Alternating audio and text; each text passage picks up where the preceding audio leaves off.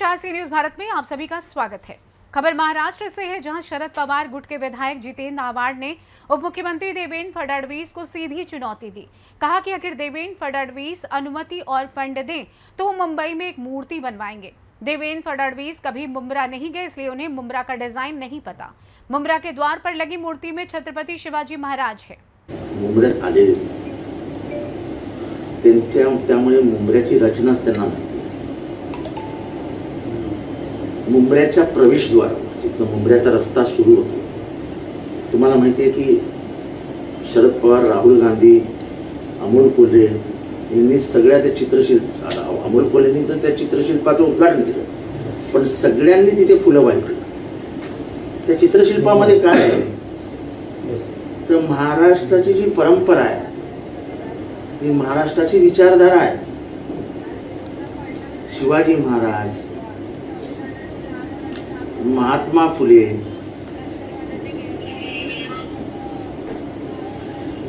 छत्रपती शाहू आणि डॉक्टर बाबासाहेब आंबेडकर, त्याचबरोबर जिजामाता, त्याचबरोबर तुकाराम महाराज आणि त्याचबरोबर सावित्रीमाई, या सगळ्यांची चित्र त्या चित्रशिल्पात आहे. आणि बरोबर ते मुंब्र्याच्या प्रवेशद्वारावर आहे.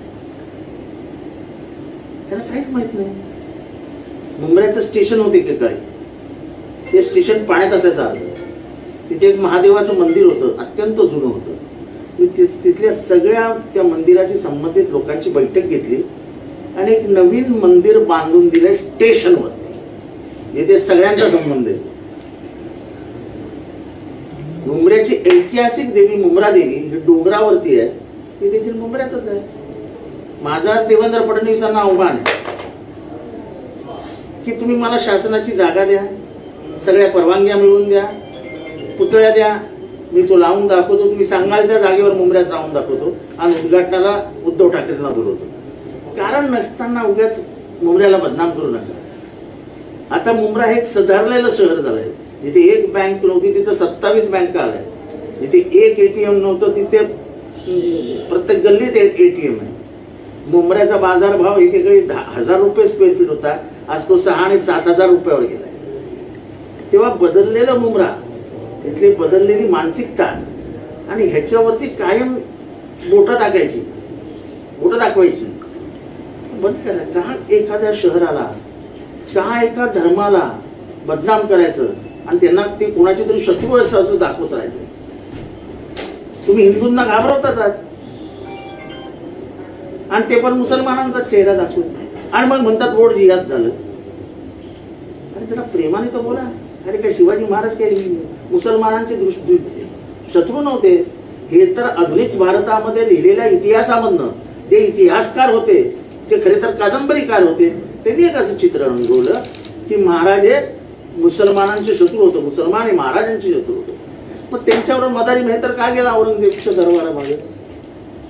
मदारी मेहतर मुसलमान होता आणि सर्वात खतरनाक वेळ होती महाराजांच्या जीवनातली. अरे औरंगजेबाच्या दरबारात होते ते.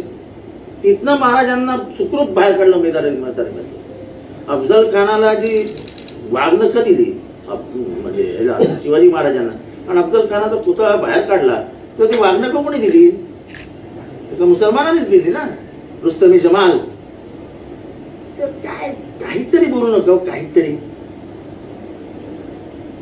मी त्या शहराचं प्रतिनिधित्व करतो ज्या मतदारसंघामध्ये 50% हिंदू आणि 50% मुसलमान आहेत.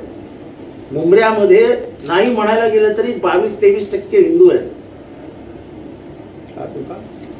काय उगाच कारण नसताना एवढ्या ज्येष्ठ नेत्याने असं काहीतरी चिल्लर भाषण करायचं. आता हे संविधान, हे राहुल गांधींनी दाखवले संविधान, आणि हेच संविधान राहुल गांधींनी दाखवले, तीच कॉपी माझ्याकडे. आता लाल रंगाचा अर्थ काय असतो? लाल रंगाचा अर्थ प्रेम, पॅशन, हृदय, रक्त, हे म्हणजे लाल रंगाची ओळख आहे. It is a sign of passion, love. आणि क्रांतीची भाषा ही लाल असते. नक्षलची काय संबंध आहे? या जगामध्ये अनेक देशांमध्ये क्रांत्या झाल्या. जर्मनीमध्ये क्रांती झाली, फ्रान्समध्ये क्रांती झाली, रशियामध्ये क्रांती झाली. ते काय नक्षल होते? हे संविधान दाखवणं म्हणजे आमचं रक्त सळसळतंय तुम्ही संविधान बदलणार म्हणून. कारण का ह्या लाल रंगाचा रक्त संबंध हा रक्ताशी आहे, हृदयाशी आहे. आणि आमच्या हृदयाशी असलेलं संविधान आमचं रक्त सळसळतंय की तुम्ही हे संविधान बदलता. आणि म्हणून राहुल गांधींनी हे संविधान दाखवलं. काय चूक केली? तुम्हाला रंगांची ओळख तुम्ही विसरली. आपल्या रंगाचं रक्ताचा रंग लाल आहे हो. कुठल्याही प्रेमाची निशाणी म्हणून आपण पहिल्यांदा काय देतो? व्हॅलेंटाईन्स डेला काय देतो आपण? लाल गुलाबाचं फूल. त्याचा काय नक्षलवादाची संबंध आहे? हृदयाची निशाणी कायम लाल असते, त्याचा काय दहशतवादाची नक्षलवादाची संबंध आहे? कशाशी काहीही संबंध जोडायचा आणि भाषण करून टाळ्या घ्यायचं, कुठला प्रकार सुरू केलाय? याचं उत्तर द्या ना. जा इंग्रजी डिक्शनरी मध्ये, जा सायकोलॉजी मध्ये, आणि red colour is associated with what हा प्रश्न टाका. मला फटाफट सगळ्यांची उत्तर. तेव्हा हे बंद करावे.